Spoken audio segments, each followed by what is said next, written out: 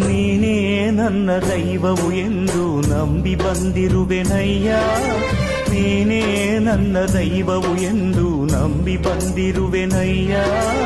ಕಷ್ಟಗಳೆಲ್ಲವ ಪರಿಹರಿಸಿ ನನ್ನನು ಸಲಹಯ್ಯ, ಕಷ್ಟಗಳೆಲ್ಲವ ಪರಿಹರಿಸಿ ನನ್ನನು ಸಲಹಯ್ಯ. ನಿನ್ನಡಿಗೆ ಬಂದು ಶಿರವಾಗಿ ನಿಂದೆ ದಾರಿ ತೋರಯ್ಯ ಮುಂದೆ, ದಾರಿ ತೋರಯ್ಯ ಮುಂದೆ.